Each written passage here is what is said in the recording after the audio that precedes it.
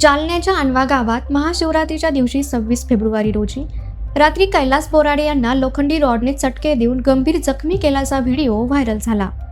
त्यानंतर बोराडे यांच्या तक्रारीवरून नवनाथ दौड व भागवत दौड या भावंडांविरुद्ध पारत पोलीस ठाण्यात गुन्हा दाखल करण्यात आला। या प्रकरणानंतर आता अनवा गावातील गावकऱ्यांनी याविरोधात आक्रमक पवित्रा घेतलाय। कैलास बोराडे याने देवी देवतांची विटंबना केली असून महिलांना लज्जा उत्पन्न होईल अशी गैरवर्तणूक केल्याचा आरोप समस्त महिलांकडून करण्यात आलाय। बोराडे याच्यावर गुन्हा दाखल करून कडक कारवाई करण्यात यावी अशी मागणी यावेळी गावकऱ्यांनी केली आहे।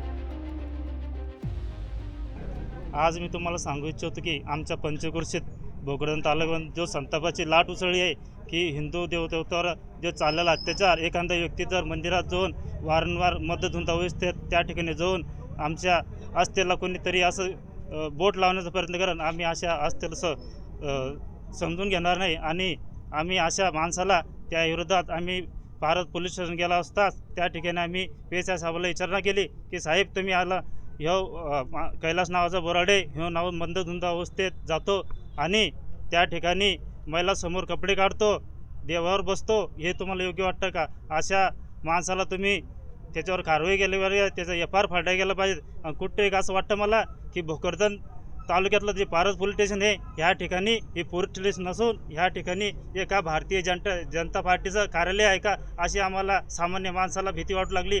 मागे काही दिवसापूर्वी माझ्यावर बी 307 सारखा गुन्हा दाखल करण्यात आला आणि सर्व जे कार्यकर्ते आहे हे भारतीय जनता पार्टीचे आहे। आपण याच्यावर चांगलं ध्यान द्यावा आणि या नंतरही असं की काहीतरी कोणावर बी खोटी 307 दाखल करण्यात नाही। या ठिकाणी नवनाथ पाटलाचा काय गुन्हा होता, ते तर देवदारीसाठी बाहेर गेलेले होते, अशा माणसावर बी तुम्ही 307 कलम लावता आणि आता तुम्ही म्हणतात की आम्ही तपास चालू आहे। तपास तर चालू आहे मान्य आहे, पण असं कितीक दिवस चालणार तुमचा तपास? एखाद्या माणसानं कितीक दिवस असं बाहेर राहायचं घर दार सोडून सनी?